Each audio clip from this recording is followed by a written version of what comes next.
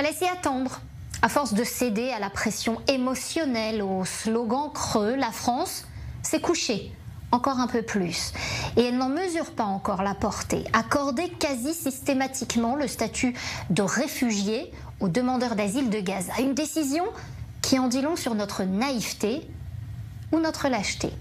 D'abord parce qu'en admettant comme un fait établi que les Gazaouis sont persécutés, l'État français implique que c'est Israël qui les persécute.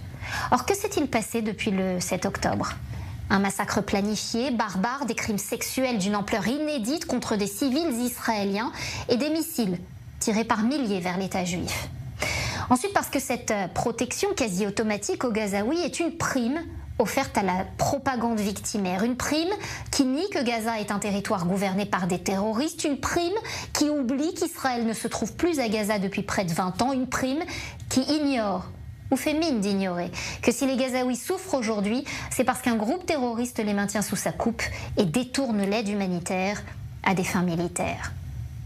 Pire encore, elle crée un précédent, car demain, combien de pays invoqueront ce geste pour exiger la reconnaissance collective de millions de réfugiés palestiniens ? Réfugiés palestiniens, ce statut déjà unique au monde, hérité d'un conflit unique au monde, que certains entretiennent soigneusement depuis 1948 pour mieux délégitimer l'existence même d'Israël.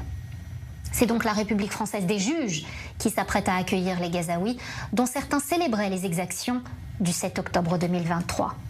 Fallait s'y attendre. À force de céder à la pression émotionnelle et aux slogans creux, la France s'est couchée encore un peu plus. Elle a définitivement décidé de lâcher Israël dans sa lutte. Cette lutte dictée par un principe clair. On ne négocie pas avec ceux qui veulent nous rayer de la carte. On se défend.